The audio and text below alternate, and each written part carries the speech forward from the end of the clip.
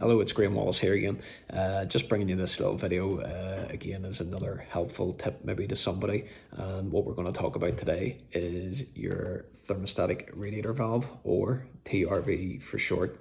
Okay, and it's just to show you how to take one of these apart if a radiator fails to work for you. And again, it can be a common call that I would get, and it can happen normally around sort of when you go to switch your heating on for the first time, maybe say after the summer months during August, September, October time, but it can happen at any time of the year.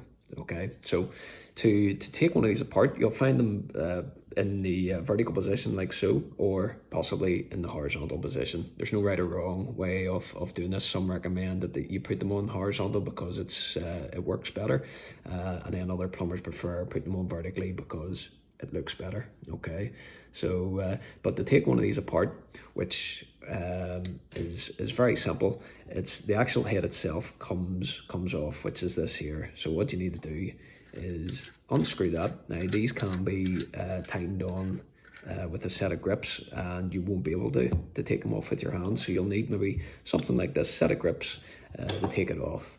It then pops off like so, and as you can see, this little pin here, this can sometimes seize in the down position, which means that it's constantly closed. Okay, now I don't know if you'll be able to see this or not, but this does, I can't see it, pushes down and up.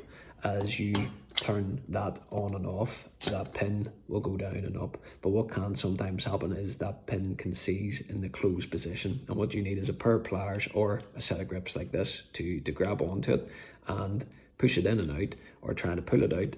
The only problem is if it doesn't come out, it is seized, and you would require a new valve, which requires draining down your heating system, so a wee bit more costlier to fix.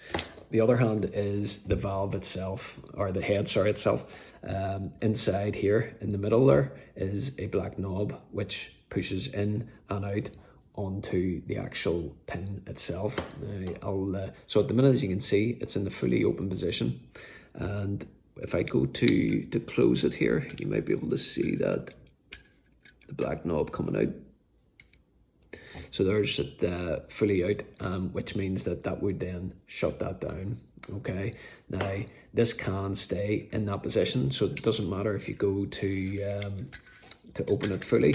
That would stay down in the down position, which keeps that down. So that would mean it would just be a new head that you would need, and you don't need to replace the valve. That's a much easier fix than replacing the valve. And to put them back on again, I forgot to mention there that when you are taking them off and putting them on, always open them in the fully open position, and then it slots on like so. And all you need to do is tighten up again. Tighten up with your hands, and then maybe with a set of grips, just a wee slight nip, but nothing more, and that's your valve maybe sorted. But might help somebody, it might not. If you have any questions, send me a message here, and I'll do my best to answer them. Cheers.